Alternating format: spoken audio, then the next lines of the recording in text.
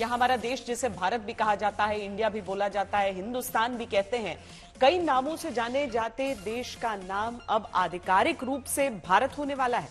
यह सवाल देश के कई नेताओं से लेकर जनता के मन में उठा है। इसीलिए सबसे पहले इस खबर से खबरदार करना जरूरी है।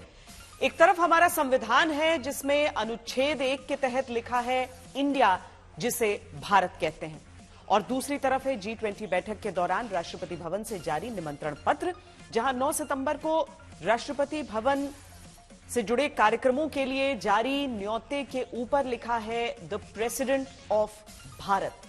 इसी निमंत्रण पत्र पर लिखे शब्दों के बाद कांग्रेस ने इसे राज्यों के संघ पर हमला बताया। पिछले 3.5 घंटे के भीतर पक्ष और विपक्ष इंडिया और भारत के नाम पर बहस के एक भंवर में फंस गए। इस विवाद के आज उठने की वजह पूरी देखिए। उस शब्द का इस्तेमाल किया जाए तो उनको आपत्ति क्यों होनी चाहिए? इतनी घबराहट, इतना खौफ, अच्छा लग रहा है ये डर आपका हमें। हम बोलने में लिखने में सर्वत्र भारत कहे। देश का नाम केवल भारत होना चाहिए। कांग्रेस कह रही है कि ये तो राज्यों के संघ पर हमला है। ममता बनर्जी को भरोसा नहीं हो रहा। अरविंद केजरीवाल पूछ रहे हैं कि ये कैसे क्या करने लग गए। शरद पवार ने कहा है कि अरे ये अधिकार तो किसी को नहीं है। लालू यादव की पार्टी बोल रही है कि इंडिया गठबंधन के नाम से ही बीजेपी परेशान है। नीतीश एक कार्यक्रम में पटना में अचानक गिर गए, तुरंत संभले, और नीतीश की पार्टी भी कहती है कि बीजेपी ने हद कर दी।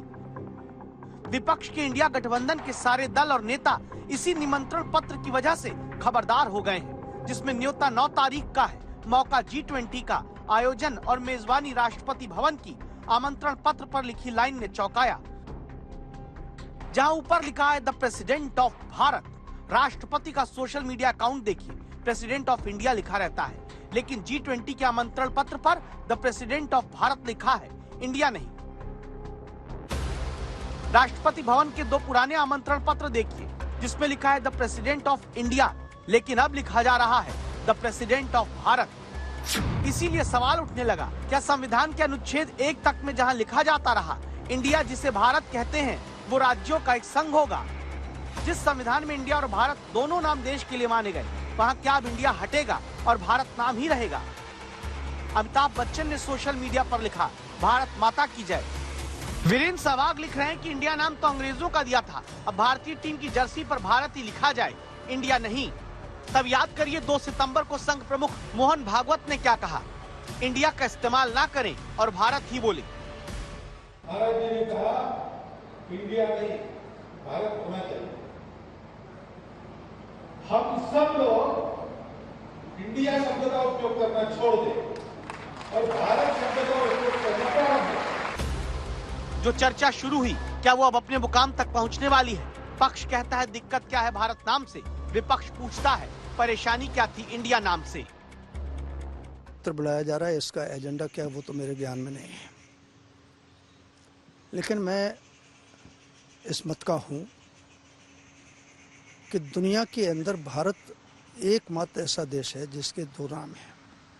देश के अधिकांश लोगों की भावना है कि देश का नाम केवल भारत होना चाहिए, और इंडिया पूरी तरीके से प्राणहीन है, भारत पूरी तरीके से जीवंत है। इतनी घबराहट, इतना खौफ, अच्छा लग रहा है ये डर आपका हमें। वैसे मोदी जी, हम लोग ना इंडिया वाले नाक से सांस लेते हैं, मुंह से खाना खाते हैं, अब आप क्या करोगे? बदल दोगे ये भी? हंस रहा है पूरा देश। आप हमसे नफरत कीजिए, कोई दिक्कत नहीं। हमारे नेतृत्व से नफरत करते हैं, कोई दिक्कत नहीं। हमारी विचारधारा से नफरत करते हैं, हमें कोई दिक्कत नहीं। इंडिया से नफरत मत कीजिए। बीजेपी के सहयोगी दल, संत समाज के कई लोग कहते हैं कि इंडिया शब्द में गुलामी झलकती है। इंडिया नाम अंग्रेज देकर गए थे, गुलामी की मानसिकता से निकलना है। विपक्ष पूछता है कि क्या विपक्ष के गठबंधन का नाम सुनकर सरकार देश का नाम बदलने के लिए एकाएक सक्रिय हो गई? ऐसा क्यों किया जा रहा है? ऐसा कहा जा रहा है, इसलिए किया जा रहा है क्योंकि इंडिया नाम का कई सारी पार्टियों का एक अलायंस बना है जिसका नाम इंडिया है। तो अगर किसी पार्टियों का अलायंस इंडिया बन जाता है तो वो देश का नाम बदल देंगे। देश तो 140 करोड़ लोगों का है, किसी एक पार्टी का देश थोड़ी है। कल मान लीजिए इस इंडिया अलायंस ने अपना नाम बदल के भारत रख लिया, तो फिर भारत भी बदल देंगे। फिर क्या भारत का नाम बीजेपी रखेंगे? कांग्रेस को तकलीफ बहुत कुछ चीज़ों में है, आप जानते ही हैं। उनके जो युवराज हैं वो रोज महीने में 5 बार बाहर जाके देश को गाली गलौज देते हैं। मेरे देश का नाम है भारत, इसमें अगर कांग्रेस को उस नाम से एतराज़ है वो बताएं और उनको प्रॉब्लम वो अपने आप सॉल्व करें। मेरा देश है भारत, मैं अपने देश का नाम भारत मानता हूँ और उसका एक और नाम है इंडिया, लेकिन है मेरा देश भारत और ये हम सब मानते हैं और हर भारतवासी यही मानेगा कि भारत हमारे देश का नाम है। कांग्रेस को अगर तकलीफ है, कांग्रेस अपनी तकलीफ के लिए कोई अस्पताल जाए और अपना इलाज कर ले, लेकिन हमारा देश है भारत। आज के तो इंडियार नाम चेंज করে দিচ্ছে আমি শুনলাম।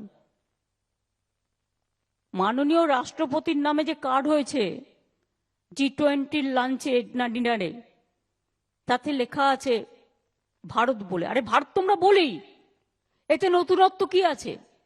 ইংরেজিতে বলি ইন্ডিয়া, ইন্ডিয়ান কনস্টিটিউশন।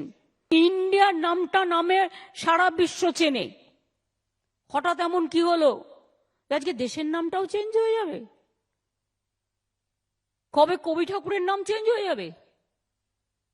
বিশ্ববিদ্যালয়গুলো সব নাম চেঞ্জ করে দিচ্ছে, বড় বড় ঐতিহাসিক সৌধ তার নাম চেঞ্জ করে দিচ্ছে, ইতিহাসকে পরিবর্তন করে দিচ্ছে।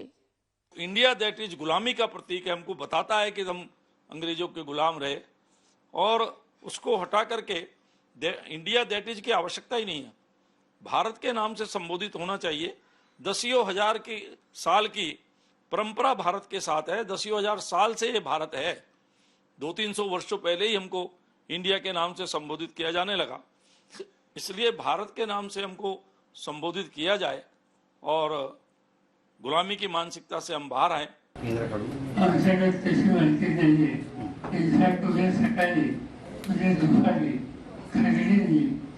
इंडिया या संस्थेच्यामध्ये सहभागी झालेले राजकीय पक्ष त्याच्या सभोवतालची उद्या बैठक बोलवलेली आहे, त्याच्या बैठकीत त्या गोष्टीचा विचार होईल।